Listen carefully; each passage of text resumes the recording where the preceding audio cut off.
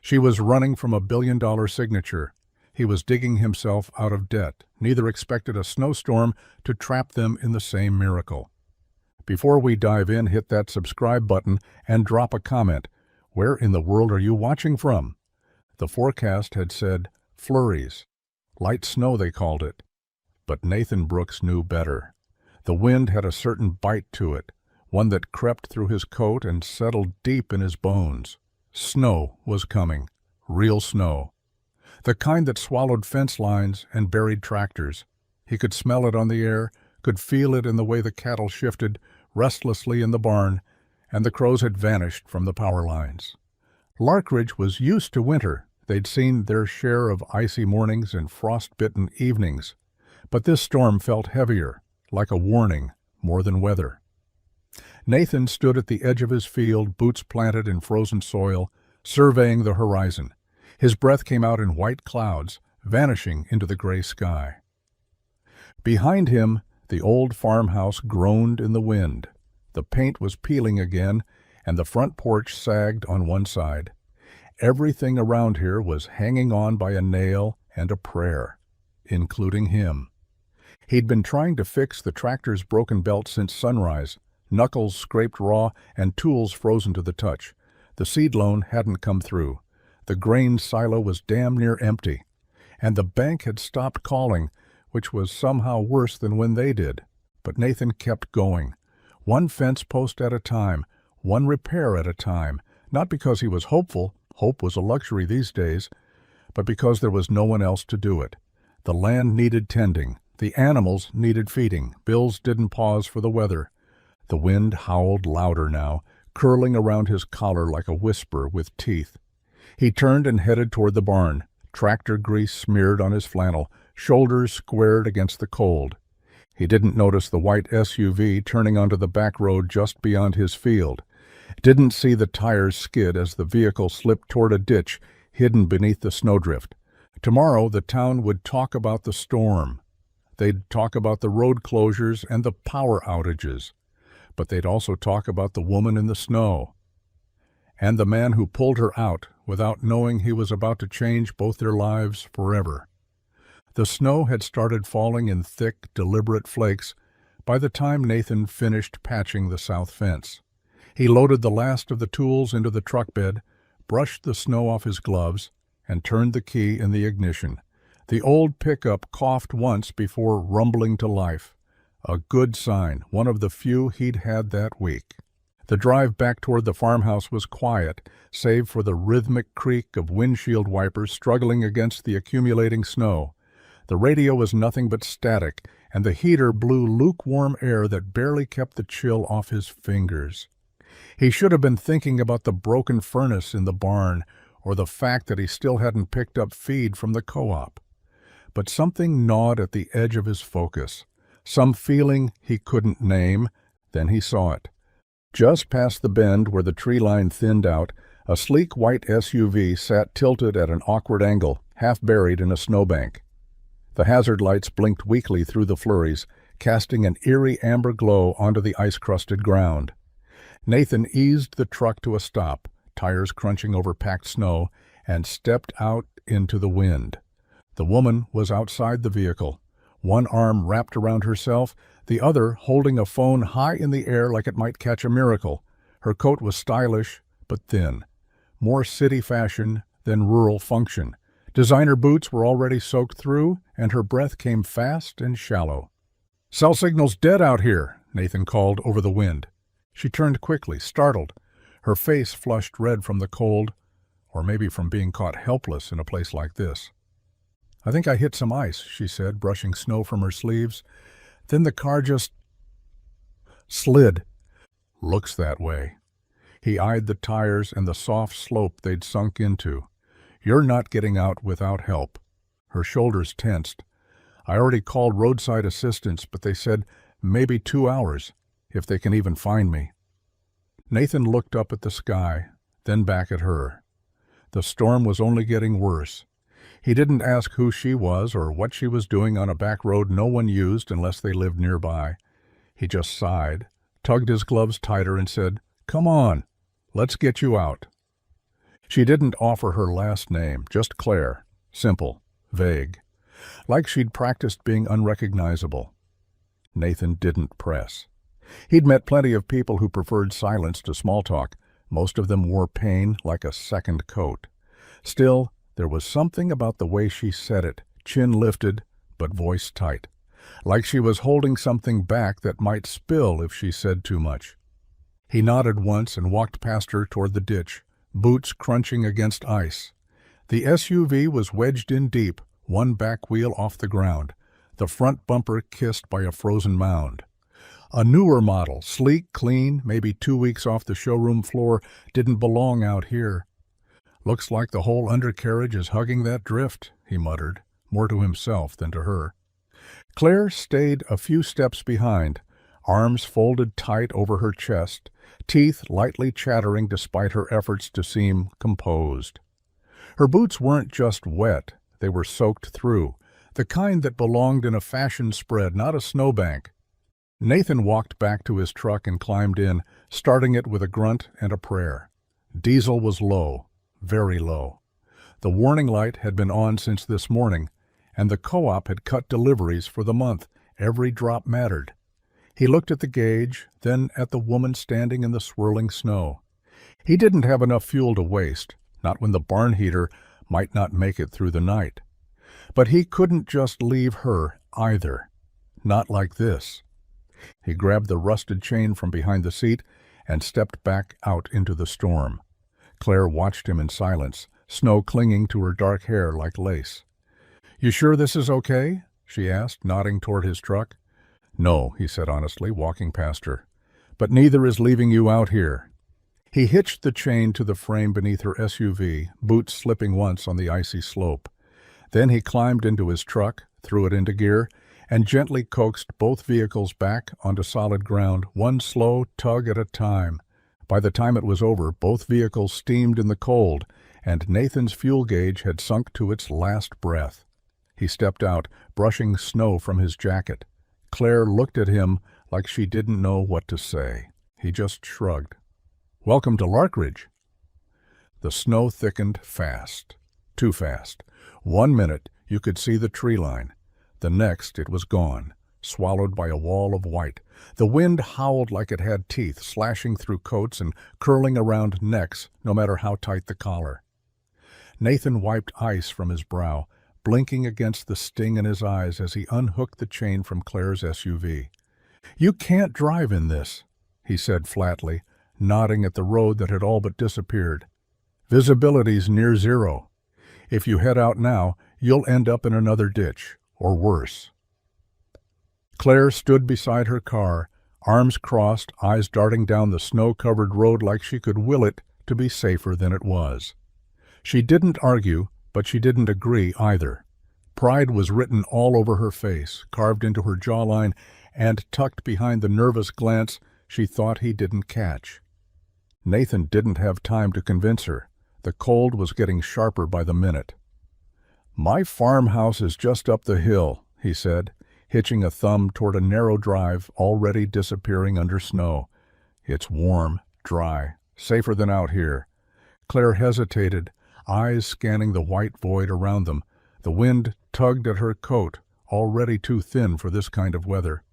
Her phone, now fully dead, offered no lifeline, and she knew, he could see it on her face, that there were no hotels, no gas stations, no ride-shares coming to save her.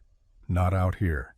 Finally, with a reluctant sigh, she nodded once, "Just until the storm passes." They climbed into Nathan's truck, the heater groaning as it tried to keep up with the cold. The windshield wipers fought a losing battle as snow smacked against the glass in thick, relentless waves.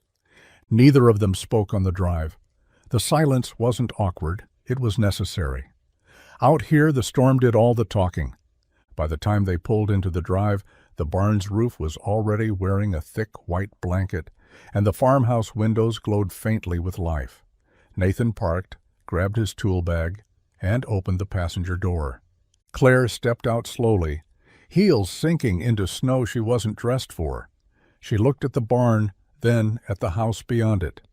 "This isn't exactly where I thought I'd end up today," she muttered. Nathan gave a small grin.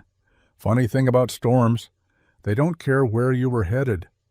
The farmhouse smelled like old pine, dust, and something faintly sweet. Maybe firewood. Maybe the remnants of a pie long gone. Claire stepped inside, brushing snow from her sleeves, instantly met by a wave of dry, barely warm air. It was no penthouse. The living room ceiling sloped unevenly. The walls were lined with mismatched books and faded photographs, and the wooden floor creaked with every step. Still, it was shelter. Nathan kicked off his boots by the door, leaving a trail of melting snow. "You can hang your coat there," he said, motioning to a line of rusty hooks. "And the heater's in here. Don't expect miracles. It does its best." Claire followed him into the small living room, where a lone space heater hummed in the corner like it was trying to sound braver than it was. The couch sagged in the middle, covered in a quilt that looked handmade, maybe generations old. "It's not much," Nathan added, rubbing his hands together, "but it beats freezing in a car." She nodded, stiff, out of place, exhausted. Her fingers still tingled from the cold. Her boots had left damp prints across the floor, and her once sleek ponytail now clung to her neck in damp strands. "I'll grab you something warm to wear," he said, disappearing down the hall. Left alone, Claire moved to the heater and crouched beside it, letting the weak warmth settle into her bones. The wind outside scraped against the windows like it was trying to get in, and the house creaked in protest. Nathan returned with a stack of flannel, an oversized shirt, thick socks, and drawstring sweats that had clearly seen better days. "Best I've got," he said. "Bathroom's just through there." Claire took them, grateful without saying it. Later, wrapped in the borrowed clothes and curled awkwardly on the couch, she stared at the ceiling as the heater hummed on.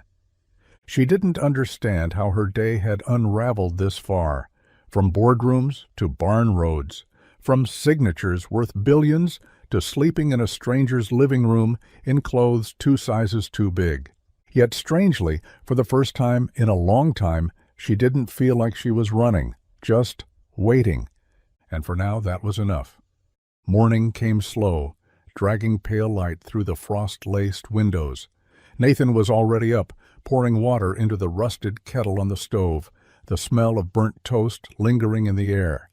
The old house creaked and groaned like it, too, was waking reluctantly. Claire sat curled on the edge of the couch, still wrapped in the oversized flannel shirt. Her hair was messy now, not in a glamorous way, but real, soft strands escaping where they'd been pinned back. She held her phone in both hands, screen dark, thumb hovering just above it. Again. He'd watched her do it 3 times already. Turn it on, unlock it, stare at the signal bar, scroll to a number, then lock it again. Nathan didn't ask. He never did. The people who came through storms usually had something they weren't ready to say out loud. He placed a chipped mug of black coffee on the side table beside her. She blinked up at him, like she hadn't noticed him standing there. "No sugar. Hope that's all right." She nodded, murmured a quiet, "Thank you," then wrapped her hands around the mug like it was the only steady thing in the room. The phone buzzed once, low and soft. She glanced at it, read whatever flashed across the screen, and pressed it face down. Nathan sat across from her in the armchair near the heater, boots tapping lightly against the floorboards. The silence stretched, not heavy, but thick with unsaid things.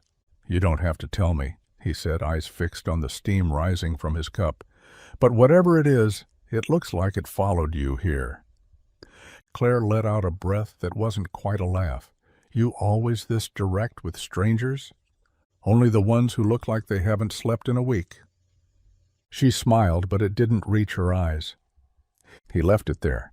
No questions, no digging. But the next time her phone buzzed, she didn't pick it up. Just turned her head toward the window and watched the wind brush snow off the barn roof, like maybe the storm outside could cover whatever was still chasing her inside. The smell of butter and something close to vanilla drifted through the air as Claire wandered into the kitchen, still in borrowed flannel, her hair pulled into a loose, slightly lopsided bun. The farmhouse felt different in daylight, less like a stranger's shelter and more like a memory someone forgot to finish. The table was old and scratched, with mismatched chairs and a single sunflower in a chipped mason jar at the center, somehow still standing tall. Nathan stood at the stove, flipping pancakes that were more like crepes, thin, uneven, but golden around the edges. The coffee was already poured, no small talk, no forced cheer, just the gentle hiss of batter meeting cast iron. Claire slid into a seat. "You didn't have to go to all this trouble." He didn't look up. "Didn't, just had batter that needed using," she smirked. "Right. Coincidence pancakes." He plated a short stack, sliding it across the table. "Eat while it's hot. Syrup's on the counter. Not the real kind, though, just the bottled stuff." She took a bite. They weren't perfect, but they were warm and honest. After a few quiet minutes, she set her fork down and reached for her phone. Still no signal. But that wasn't what mattered. She opened her purse and pulled out her wallet. "I appreciate all this, really. Let me pay you for the tow, for letting me stay." Nathan shook his head before she could finish. "I insist," she said.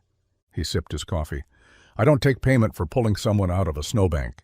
"But, you looked cold," he said simply. "That's enough reason." Claire paused, the wallet still in her hand. No one had said that to her in a long time, not without a contract, not without a motive. She slowly put it away, staring at him for a second, like she was trying to see what kind of man he really was. Nathan just went back to flipping the next pancake like the conversation hadn't happened. Outside, the snow had slowed. Inside, the silence between them didn't feel awkward anymore. It felt earned. In a corner office high above the chaos of Manhattan, the mood was anything but calm. Phones rang like alarms. Voices clashed. Coffee sat untouched on glossy desks as panic swept through the 27th floor of Whitmore Ventures headquarters. "Still nothing?" barked Harold Greaves, the company's general counsel, as he stormed into the executive conference room. "She's off the grid," replied Julia Tran, Claire's senior assistant, eyes glued to the screen of her tablet. "No flight records. Her phone last pinged somewhere in upstate New York. Then, nothing." The room pulsed with tension. This wasn't just a missed meeting. This was the day Claire Whitmore, youngest CEO in the firm's history, heiress to the Whitmore industrial empire, was supposed to sign the largest merger in the company's existence. Billions of dollars, global headlines, power consolidated across oceans. And she'd vanished. "We have board members flying in from London," snapped Greaves. "We can't stall this, not now." "Legal's already drafting statements," Julia said. "Press releases, contingencies, whatever we can do to keep investors calm." Greaves rubbed his temples. "She's not the type to go rogue, not like this." No, Claire Whitmore wasn't reckless. She was calculated, controlled. Every press appearance, every acquisition, every boardroom battle, choreographed down to the second. She'd built a reputation on precision, on poise under pressure. But lately, cracks had started to show. Missed calls, delayed responses, questions about the merger that she never used to ask, like who it would hurt, who would lose their jobs, whether it was even the right move. "She didn't want to sign it," Julia said softly, almost to herself. "What?" "She told me yesterday," Julia continued, eyes flicking up, "right before she left the building. She said, if I sign this, I won't recognize the person holding the pen." Greaves stared at her, disbelief curdling into understanding. Somewhere in upstate New York, the woman they all thought they knew had walked away. Not from the deal, but from everything they expected her to be. And the billion-dollar empire she built? It was now missing its queen. The snow had settled into a soft, muffled quiet by the next afternoon. The storm had passed, leaving behind white hills that blanketed the fields like untouched parchment. Nathan was already outside by the time Claire stepped onto the porch, bundled in layers of borrowed flannel, her breath fogging the air. He was by the fence near the south pasture, sleeves rolled up despite the cold, hands wrapped around a hammer as he pounded a warped post back into place. One of the rails had snapped under the weight of the snowdrift, a small thing in the grand scheme of his problems. But around here, you fixed what you could. Claire approached slowly, stiff-legged in the oversized boots he'd loaned her, slipping once but catching herself before falling.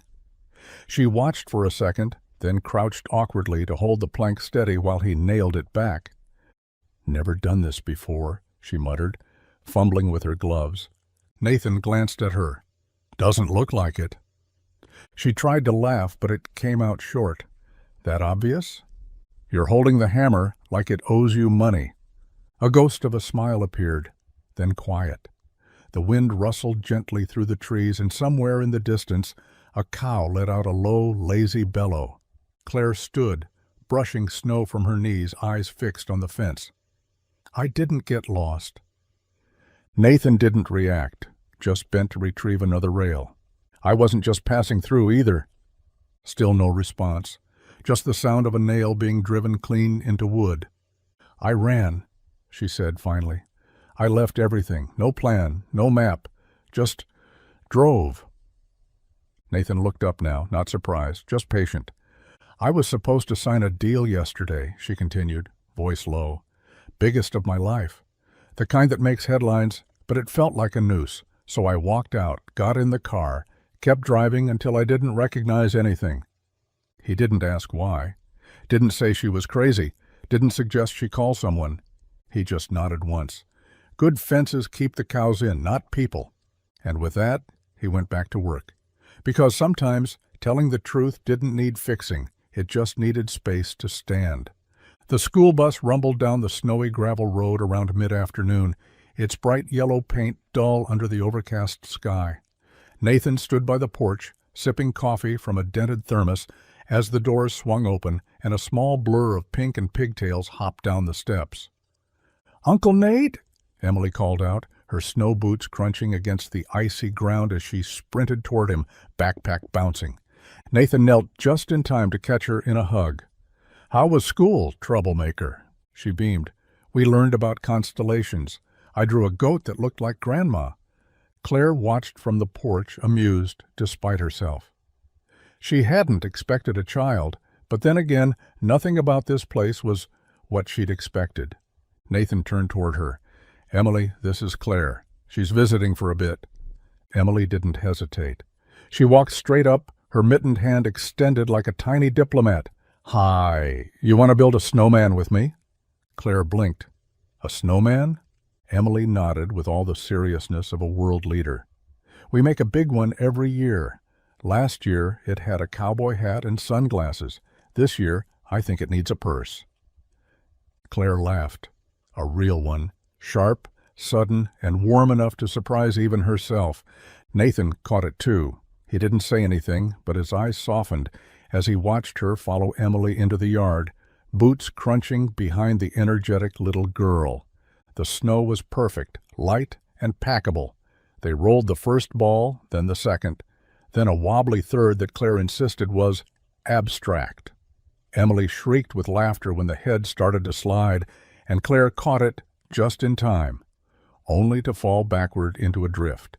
For the first time in weeks, maybe months, Claire felt her lungs open without tightness. No headlines, no deadlines, just the crisp air, the sound of a child's joy, and her own breath rising in clouds of laughter.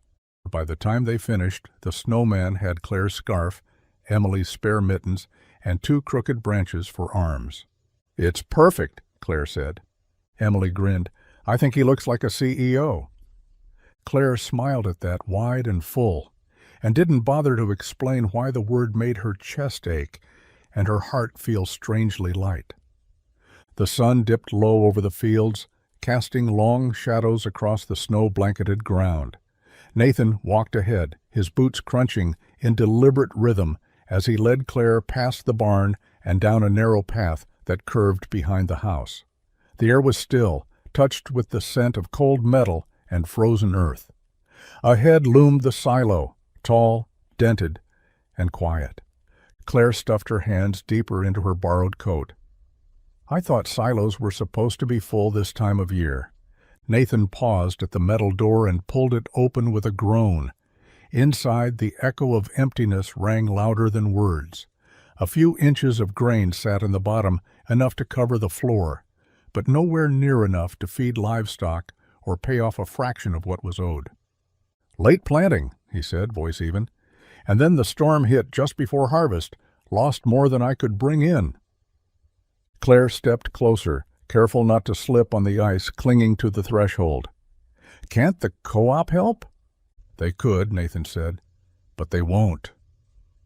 He didn't say it bitterly, just fact. Like someone who'd already done all the begging, explaining, promising, someone who knew when a door had closed for good. "They cut me off last month, said I was too high a risk, offered me a flyer on alternative income streams instead." Claire looked up at the structure towering above them, its emptiness suddenly feeling much heavier than just missing grain. "You ever think about selling?" she asked. Nathan's jaw tightened. "Every day. Then I remember what this place was to my father, what it was to me." She didn't press. She knew the weight of legacy, the way it could anchor and drown at the same time. They stood there for a long moment, the wind whispering through the cracks in the metal. "It's strange," Claire finally said. "I walked away from a deal that would have made me richer than I already was, and ended up here, looking at this and thinking I might have made the first honest decision of my life." Nathan didn't look at her, just nodded slowly. Sometimes empty things still mean something. The farmhouse was quiet that evening, the kind of quiet that only settles when the snow outside thickens and the day finally lets go. The space heater in the corner hummed steadily, casting a dull orange glow over the living room. Nathan sat on the arm of the old couch, sipping the last of his coffee, his eyes fixed on the fire flickering in the stove. Claire sat on the floor, legs stretched out, Emily's coloring book half forgotten beside her. She hadn't said much since the visit to the silo, but she hadn't left either. She hadn't offered sympathy or solutions. No bold suggestions about investors or restructuring. No card from some firm she knew in the city. She had just listened. And Nathan noticed. Most people, when they heard about the silo, about the co-op, about the slow creep of debt that started as a whisper and ended up a roar, most people tilted their heads, softened their voices, and tried to fix it with words they thought sounded kind. He'd heard it all. "Maybe you should downsize." "Have you thought about solar? You're strong. You'll bounce back." But Claire didn't say any of that. She hadn't reached into her purse, hadn't dangled the promise of help like a carrot on a string. She just sat there, elbows on her knees, gaze steady, letting the silence say what words couldn't. "You don't talk like a billionaire," Nathan said finally, breaking the still. Claire looked up at him. "That's because I'm not sure I am one anymore." He raised an eyebrow. "I mean, I still am, on paper. But it's strange. I left everything, and the world didn't stop spinning. I'm still me, still confused, still trying to breathe. Turns out money doesn't change that." Nathan studied her face, searching for the lie, and finding none. "Well," he said, setting his mug down, "you're better company than most bankers I know, and you color inside the lines." That pulled a soft laugh from her. Not loud, but real. For the first time in a long while, Nathan felt the heaviness in his chest shift. Not disappear, but ease, just a little. Because someone was sitting beside him without expecting him to explain or change or apologize for what his life had become. And that kind of silence? He hadn't realized how much he needed it. The wood stove crackled quietly, filling the living room with a soft amber warmth. Outside, the snow kept falling, blanketing the world in hush. Inside, Claire sat curled into the corner of the couch, legs tucked beneath her, a blanket draped over her shoulders, like a shield she didn't know she needed. Nathan sat across from her in the worn armchair, feet propped on the ottoman, turning an old horseshoe slowly in his hands. Neither had spoken in several minutes, and neither needed to. The fire filled the silence, speaking in soft pops and occasional sighs as the log settled. Claire stared into it, her eyes distant. Her voice, when it finally came, was quiet. "I was 27 when they made me CEO." Nathan glanced up. "Everyone told me I was brilliant, groundbreaking, a disruptor," she said, the words tasting like smoke now. "I made bold decisions, broke records, wore heels that hurt my feet, and a smile that didn't reach my eyes. And somewhere along the way, I stopped noticing the difference between performing and living." Nathan didn't interrupt. He just waited. Claire pulled the blanket tighter. "Last week, they handed me the final draft of the merger. All it needed was my signature, one stroke of a pen, and Whitmore Ventures would become the largest privately owned energy conglomerate in the country." She paused. Her fingers traced a fold in the blanket. "They said I'd be immortalized, cemented in history, and all I could think about was how I couldn't remember the last time I felt human." Nathan's voice was low. "So you left?" "I didn't even pack," she said with a small, bitter smile. "I got in the car and just kept driving. No music, no map, just this desperate need to outrun everything I built."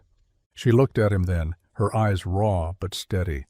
"If I signed that deal, I'd own the world, but lose myself." Nathan didn't flinch, didn't look shocked. He simply nodded, as if she'd just told him the weather forecast. "Then you made the right choice." And in that moment, Claire felt something loosen inside her, not because he fixed it, but because he understood. The morning came with a brightness that didn't feel earned. Sunlight bouncing off the snow in blinding shards, the world outside the farmhouse too quiet, too still. Claire stood by the front window, her coffee growing cold in her hands.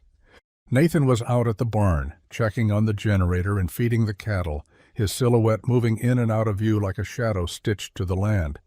It should have been a peaceful morning, but something gnawed at her, a wrongness in the stillness. Then she saw it, faint but undeniable.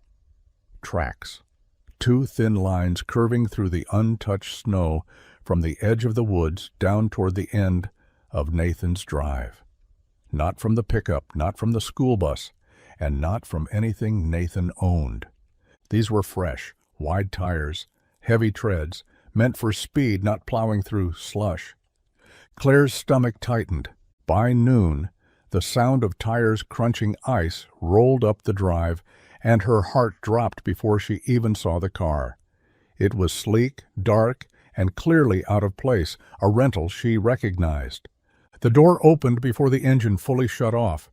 Out stepped Julia, her assistant, her coat half-buttoned and her hair wind-blown, phone in one hand, panic in the other.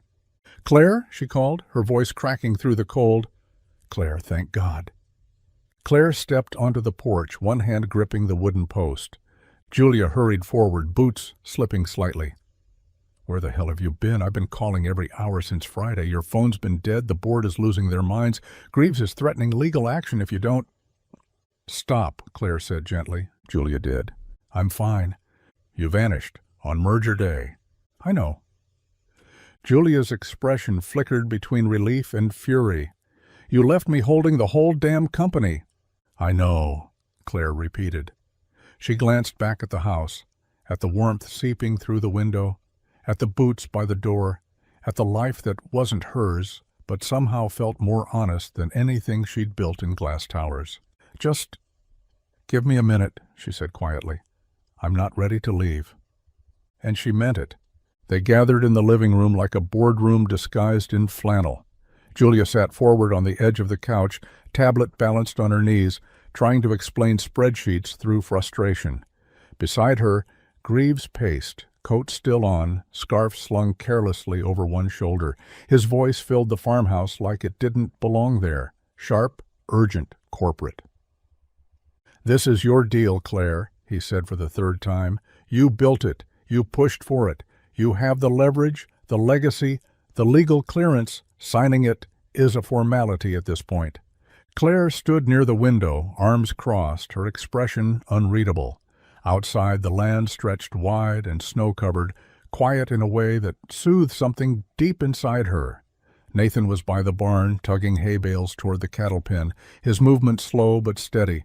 He hadn't said a word when the suits arrived, just nodded once, like it was none of his business unless she made it so. "You disappear for 3 days," Greaves continued, "and now investors are skittish. If you don't sign by tomorrow, the merger could dissolve. Billions. Gone. You walk away now, Claire, and they will never trust your judgment again." Claire didn't turn around. "Maybe they shouldn't have in the first place," she said softly. Julia looked up. "Claire."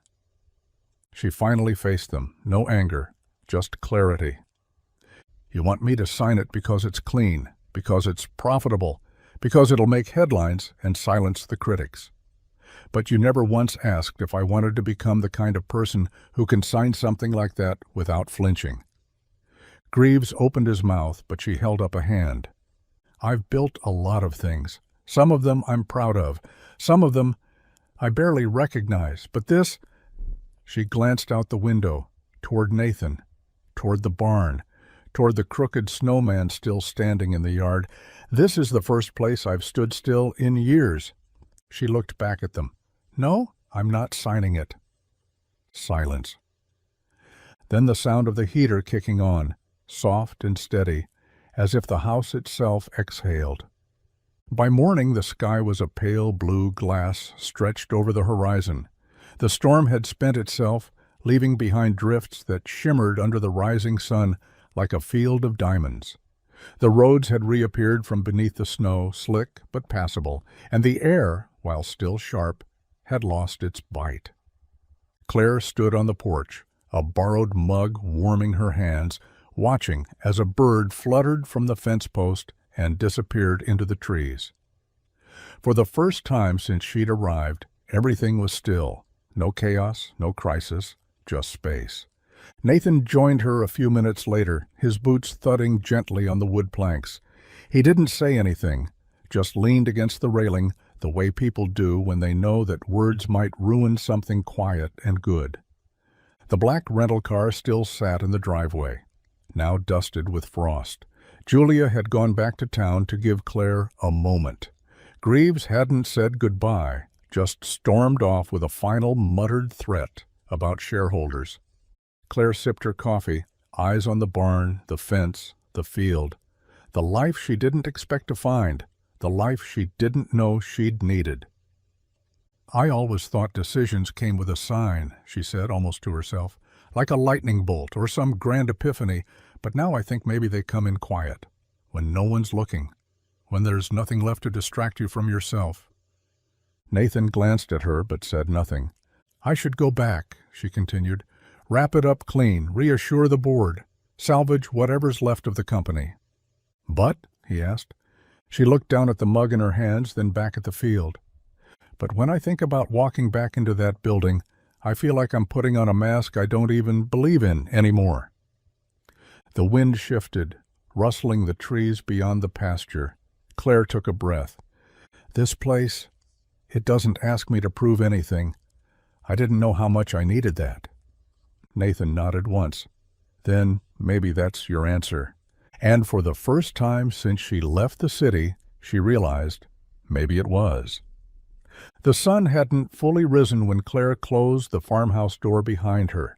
The air was crisp and silent, the snow untouched since the night before, save for her careful boot prints leading to the car. Nathan was still asleep, or at least pretending to be. Either way, she didn't knock on his door. Didn't say goodbye the way people usually do when they know they're not coming back. She'd packed her things quietly, folded the borrowed flannel shirt and sweatpants, and left them in a neat pile on the end of the couch, though she'd worn them like armor for 3 days. But before she walked out, she paused, just long enough to slip a folded note into the breast pocket of the flannel. Nothing dramatic, no last-minute promises or emotional speeches, just a few hand-written lines. "Thank you for not asking who I was, for treating me like I was still human, for showing me silence doesn't have to mean being alone. Keep the shirt. It suits you better than I ever wore it. Claire." The rental car's engine started with a hum, too smooth for the gravel drive. She waited a moment before shifting into gear, eyes scanning the porch one last time. No Nathan, No movement in the windows, just the snowman still leaning slightly left in the front yard, scarf fluttering in the wind, like it was waving goodbye in her place. As the car pulled away, the farmhouse grew smaller in her rearview mirror, swallowed by trees and distance. But something lingered, not just guilt or regret, something quieter, something she couldn't name yet. Nathan found the note later, after feeding the cattle and fixing the latch on the back gate. He unfolded it slowly, read it once, then again. He didn't smile, didn't sigh, just folded it back up and slid it into his back pocket. And when he went to put the flannel back in the drawer, he hesitated, then wore it the rest of the day. The city hit her like a cold slap. Honking taxis, flashing billboards, voices rising from every direction. An orchestra of urgency. The glass towers loomed over her, steel and ambition stacked floor after floor, and for the first time Claire felt like a visitor in a place she used to command. Her driver didn't speak as he pulled into the underground garage of Whitmore Ventures. She didn't expect him to. In this world, silence wasn't respect, it was fear. Everyone waited to see which version of her would walk in today. Claire didn't pause at the lobby. She took the elevator straight to the top, stepping into the corner office that once made her feel powerful. Now it felt like a museum exhibit, sterile, curated, haunted by her own reflection in the glass. Julia was already there, nerves bundled behind a professional smile. "The board's waiting. We can still—" "No," Claire said calmly, setting her bag down. "We're done." Within the hour, she stepped into the boardroom, looked each member in the eye, and dismantled everything. She canceled the merger, formally, publicly, and without apology. Legal arguments flew like shrapnel. Threats followed. Stockholders bluffed and postured, demanding explanations. She gave them truth. "This company forgot why it exists," she said. "We became obsessed with empire, and I became someone I don't want to be. I'm choosing something smaller, something real." That afternoon, she fired half her board, the ones who had built their power by silencing others, by eroding purpose in the name of growth. The others she kept only if they asked the same question she'd finally learned to ask herself. Why are we doing this? The news hit headlines within hours. Whitmore cancels merger. CEO claims purpose over profit. The pundits spun. Investors raged. But Claire didn't flinch. That night, she walked through her penthouse one last time. It was beautiful, tasteful, empty.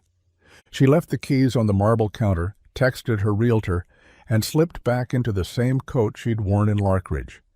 She didn't know exactly where she was going, but for once, she didn't need a map.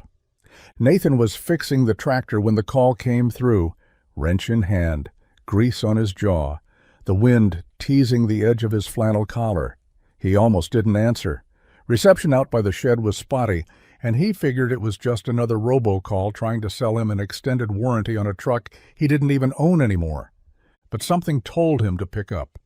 "Brooks Residence," he answered, pressing the phone to his ear with a grimy glove. "Nathan, it's Carla from the clerk's office." He stood a little straighter. Carla only called when paperwork was involved, and paperwork usually meant trouble. "What's up?" "I just wanted to confirm something strange," she said, flipping through something on her end. "The old Reynolds dairy barn just east of your property? Someone bought it, paid in full, all cash." Nathan blinked. "What?" "Title change this morning. We thought maybe it was you, since the buyer listed your farm as the delivery address for some of the documents." "It wasn't me," he said slowly. "I haven't had the cash to buy a fence post, let alone a barn." Carla hesitated. "Well, they asked to stay anonymous, but they sent a letter requesting the barn be fixed up, roof repairs, power lines reconnected. There's even a line about hiring local workers to do the job." Nathan stared out toward the snow-covered structure in the distance, the old barn that had been crumbling for years, its windows broken and doors sagging like a tired sigh. "Did they say why?" he asked, though he already felt the answer humming under his skin.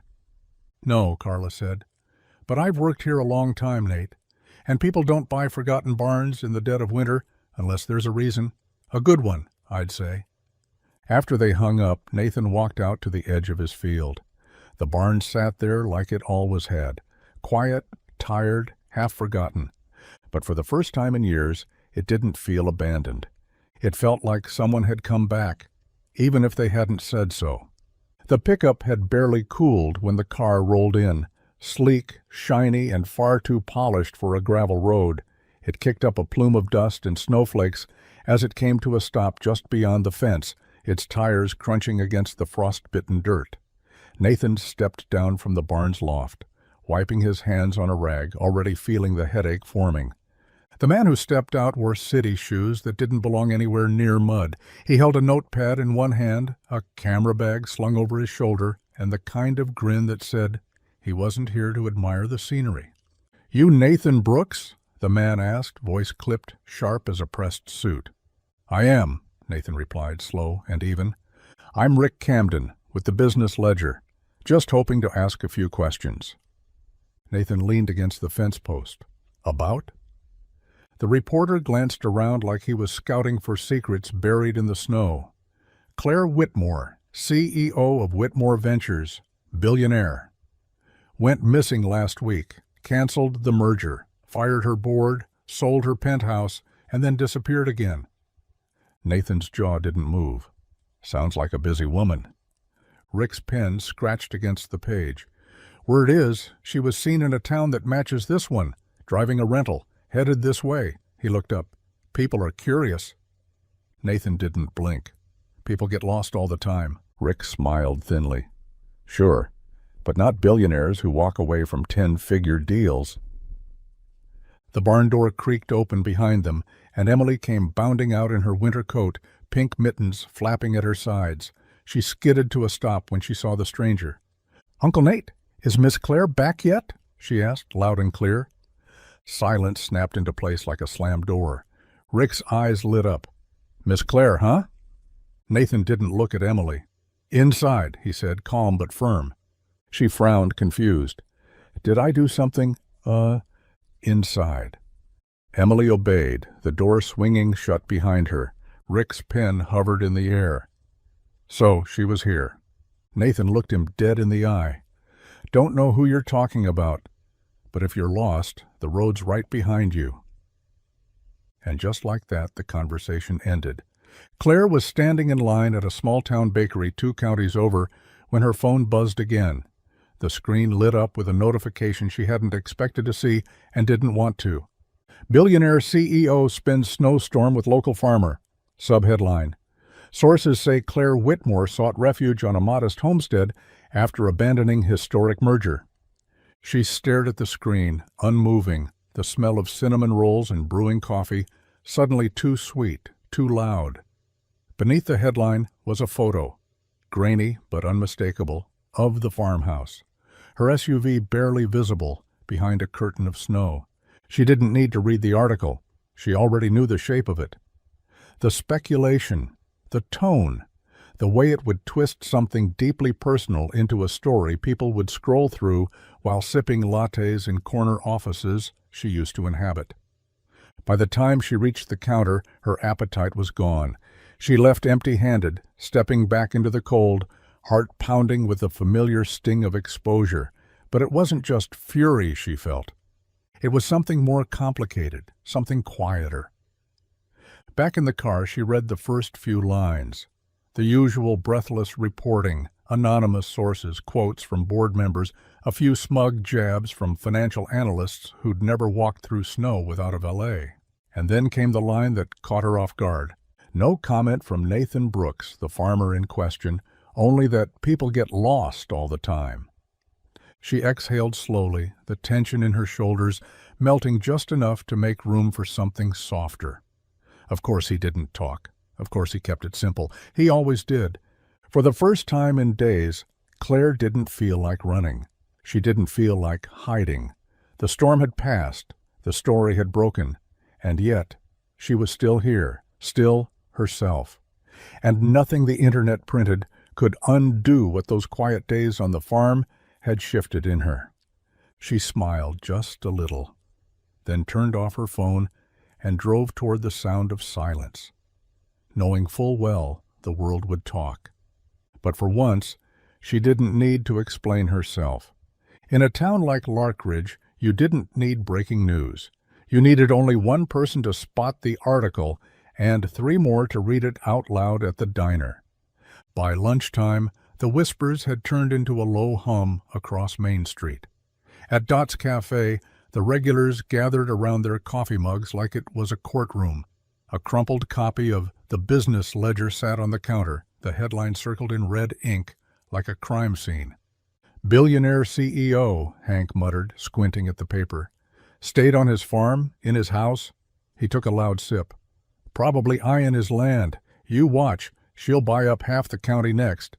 "She already bought the old Reynolds barn," said Shirley from the register, raising an eyebrow. "My cousin works at the clerk's office. Said it went through last week. Quiet. All cash." Hank leaned back, smug. "Told you. She's here to take over." But not everyone shared the cynicism. Over at McCready's Hardware, Mrs. Anders told anyone who'd listen, "I saw her helping build a snowman with that little girl, Emily, Nathan's niece. Didn't look like no CEO to me. Just looked tired." And in the library, young Ellie Thompson whispered to her friends behind the magazine rack, "My aunt said she was living in the barn, like with no heat, just blankets and that old stove. Isn't that kind of romantic?" The gossip came in waves, some cutting, some kind, some curious. Nathan, for his part, said nothing. He continued repairing fence posts and hauling feed like the rest of the world hadn't started writing headlines about the woman who once slept on his couch. When asked directly, he just shrugged. Folks come and go. Not all of them need explaining. Still, whispers followed him into town. "She's buying him out. He's smarter than he looks." Maybe it's love. Maybe it's leverage. Maybe she just wanted to be seen. The truth floated somewhere between them all, unguarded, unconfirmed, and quietly unfolding on the edge of a field no one had cared about until a storm brought her there. The spring thaw came late that year, and the soil never quite dried. By the time Nathan got the seeds in, he was already behind. Rain fell when it shouldn't. Sun scorched what had barely sprouted. By August, the corn stood thin and stunted. The soy never even took. He walked the rows in silence one morning, boots kicking up dust where there should have been green. The air smelled like resignation, the kind of scent that clung to skin and stayed there even after the work was done. Emily followed him halfway across the field before she gave up and sat down on a stone near the fence, her sketchbook in hand. She didn't ask questions anymore, she just watched. That was worse somehow. By September, Nathan stopped checking the mail. The envelopes were the same, thick with warning, light on grace. The bank had called twice, left voicemails he didn't return. One evening, as the sun dipped low and the barn cast a long shadow across the field, he stood at the edge of his porch with a cup of black coffee gone cold in his hand. He wasn't drinking it, just holding on to something. He was going to call the realtor, tomorrow, maybe tonight. He didn't want to sell, but he wasn't sure he had a choice anymore. The land was tired, and so was he. Then he saw it. Near the fence line, beside the old Reynolds barn, now fully repaired with fresh siding and a working door, a sign had been staked into the ground. Clean, simple, no fanfare. Whitmore Acres open for local farmers. Below that, in smaller hand-painted letters, shared soil, shared harvest. Start where you are. Nathan set the mug down on the porch rail, walked slow, steady toward the sign, like it might vanish if he blinked too hard. There was no logo, no flashy branding, just the truth standing in wood and paint. She hadn't called, hadn't sent a letter, but Claire had spoken louder than either.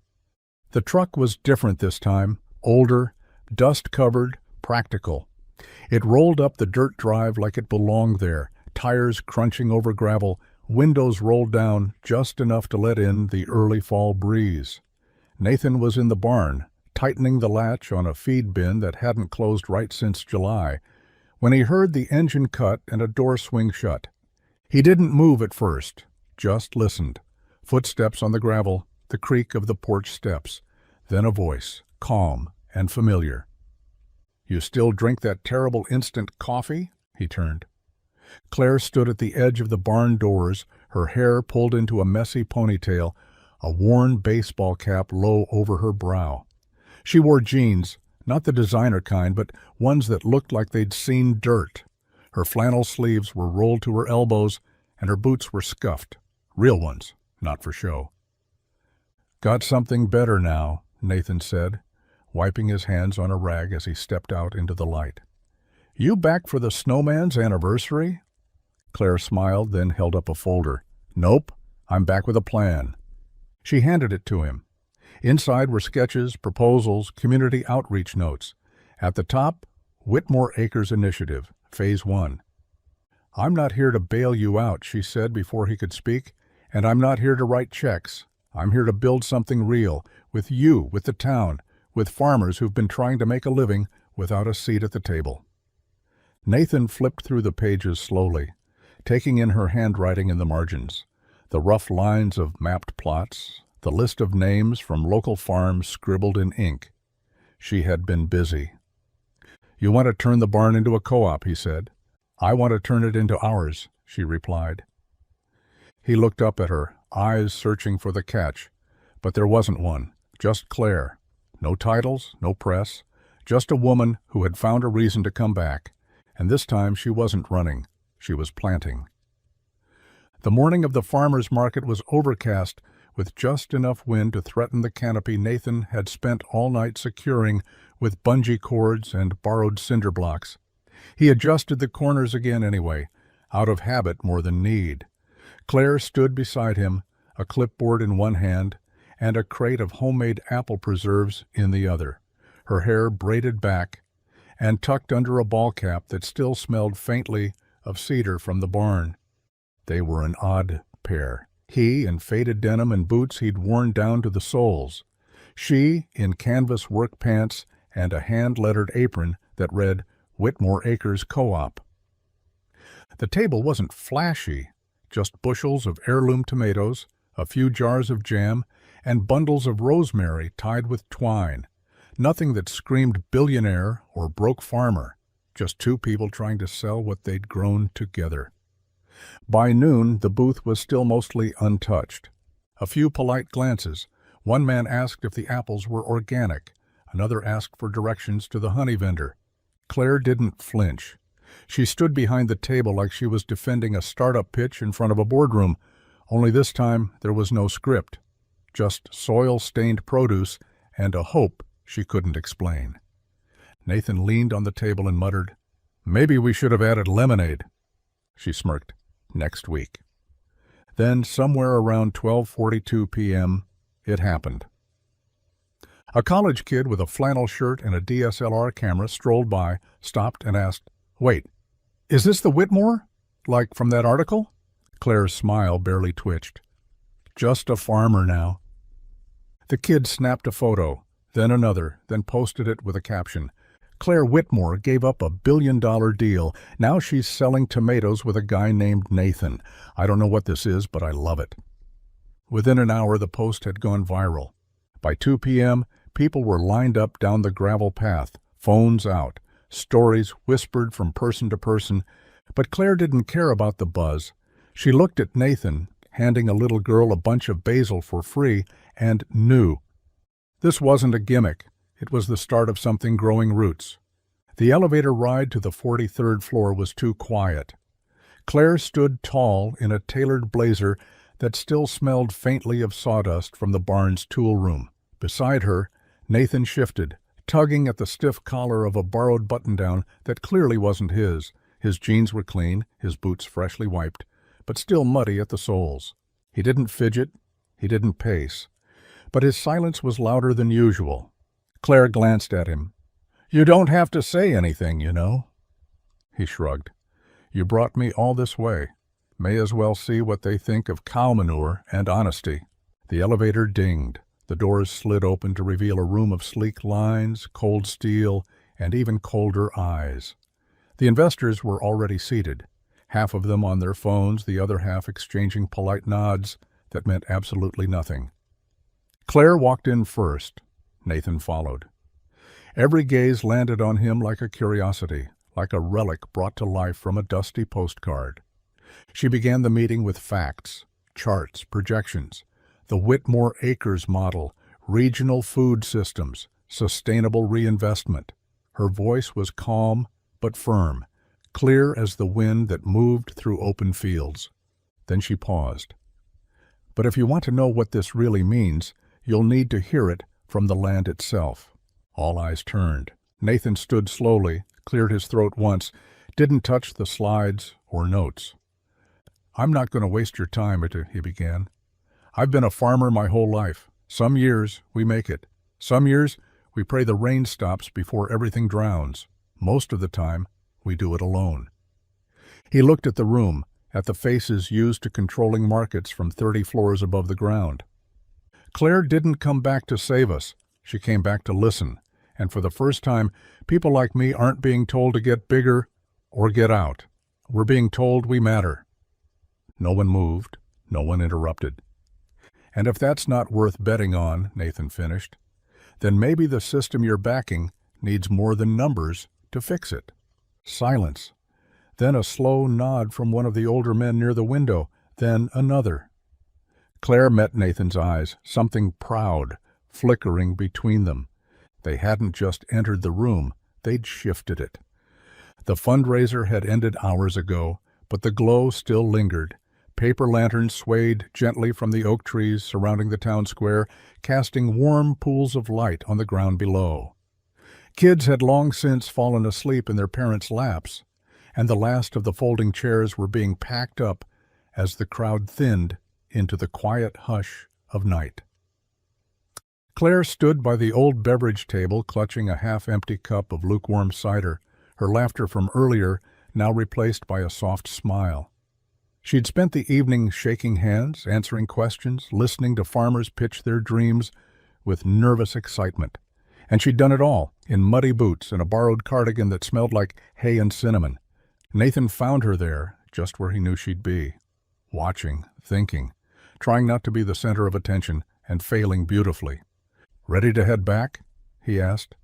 She nodded, and together they walked down the dirt path toward the barn, past fields now silvered in moonlight.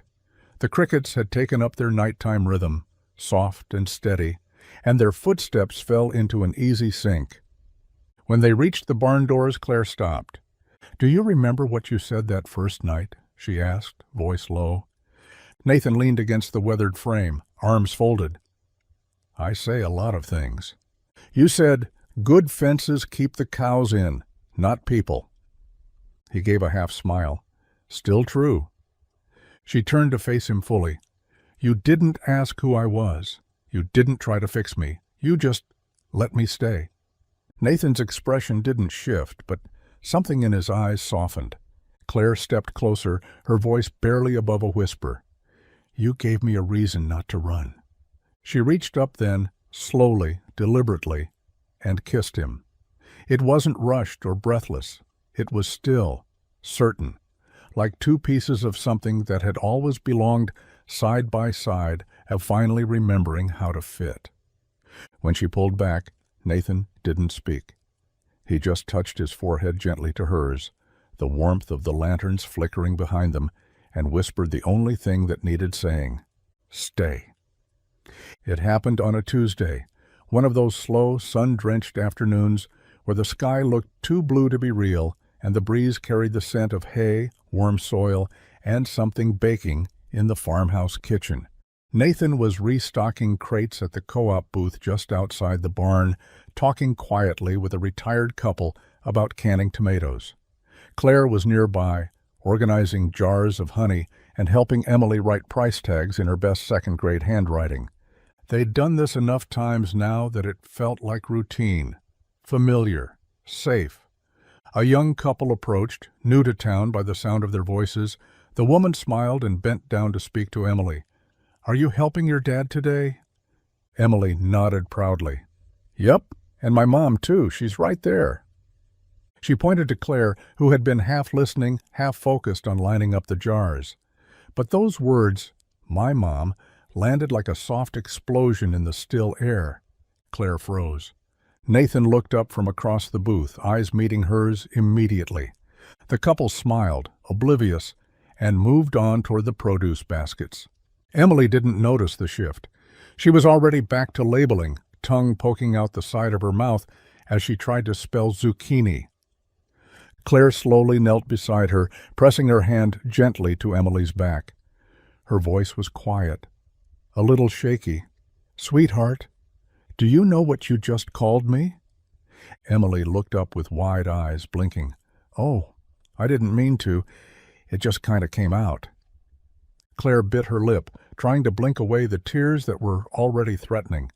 "That's okay," she whispered. "It's more than okay." Nathan didn't say a word, didn't step in. He just let it be, because some truths don't need correcting. Later that night, Claire found the little slip of paper Emily had written on, a tag meant for zucchini with the U backwards, and the word stretched too long to fit the line. She kept it, tucked it inside the back pocket of her journal, right beside a note she once left in a flannel shirt. That day something changed, not with a headline, not with a merger, but with a single word spoken by a child who didn't know it was the one thing Claire had always been afraid to hope for. The Harvest Festival was the kind of event that wrapped around Larkridge like a favorite sweater, warm, familiar, stitched together by hay bales, cider stands, and the sound of fiddles echoing from the bandstand. Kids darted between pumpkin displays and caramel apples. Old couples slow danced near the barn. The air was crisp with the scent of cinnamon and cut corn stalks, and the sun dipped low with the promise of bonfire smoke and pie contests. Claire stood near the stage, adjusting the hem of her simple cotton dress, wiping her palms on her skirt like it might calm her nerves. She wasn't used to speaking without a teleprompter. There was no polished podium, no press in the crowd, just folding chairs, picnic blankets, and townspeople who now knew her not as the woman from the headlines, but the woman from down the road. Nathan gave her a small nod from the back of the crowd. Emily perched on his shoulders, her hands tangled in his hair. Claire stepped up to the mic as the music faded. She didn't need to clear her throat. The hush fell naturally, like the town was ready to hear whatever came next. "I've given a lot of speeches in my life," she began, voice steady but softer than usual. "Boardrooms, galas, shareholder meetings. I used to think that power was measured in titles and square footage, how high the windows were above the street." She paused, looking over the crowd, but none of those places ever felt like this. She glanced toward the booth she'd helped set up that morning. The produce crates, the jars of honey, the chalkboard sign that Emily insisted on decorating with stars and crooked hearts. "When I came to Larkridge, I didn't know what I was looking for. I told myself it was temporary, that I was just waiting out a storm." She smiled. "But storms don't build barns. Storms don't plant seeds. People do. And this town, this place, you gave me more than shelter." Her eyes found Nathan's. "I didn't find a farm. I found home." The applause started quietly, but then it grew louder, warmer, real. Not for a CEO, not for a headline, but for a neighbor. And for the first time, Claire didn't feel like she was standing in front of them. She felt like she was standing with them. The snow came early that year. Not in a storm, but gently, soft flakes drifting down like they didn't want to rush the moment. The barn roof wore a fresh dusting, the fields shimmered under a pale morning light, and the world felt quieter than usual, as if it, too, was holding its breath. Nathan stood inside the barn, the scent of hay and pine thick in the air. His hands were rough, calloused, the way they always were, but today they trembled ever so slightly. On the workbench in front of him lay a small plank of old barnwood, weathered smooth by time, warm to the touch. In the center, carved by hand with a pocket knife he'd had since high school, were two sets of initials, NB plus CW. He hadn't told her to meet him here, but somehow she came anyway. Claire stepped through the barn doors in a wool coat, her breath curling in the air, boots crunching on the straw-covered floor. Her cheeks were pink from the cold, but her smile was steady. "You're up early," she said. "So are you," he replied, his voice softer than usual. She walked closer, her eyes drifting down to the wood on the table. She stared at it for a long moment, then reached out and touched the carving with her fingertips, like it might vanish if she wasn't careful. Nathan cleared his throat. "I don't have a ring.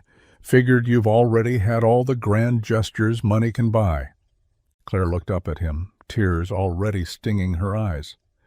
"So," he continued, pulling in a breath, "I made something that doesn't shine, doesn't sparkle, but it won't break and it won't change." She blinked quickly. He stepped forward and placed the barnwood in her hands. "Stay," he said, "not just for this season, but for every season. The good ones, the bare ones, the ones that come late, and the ones that take us by surprise." Claire didn't speak. She didn't need to. She just nodded, dropped the wood to her chest like it was already part of her, and kissed him through the snow. It went up at sunrise. Nathan had started building it 2 weeks earlier, working late into the evenings after the chores were done, the barn lights glowing like a beacon across the field. Claire had asked once what he was carving. He'd just said, "Something that finally fits." Now, with the frost still clinging to the fence posts and Emily bundled in 3 layers watching from the porch, Nathan stood by the old cedar gate with Claire beside him.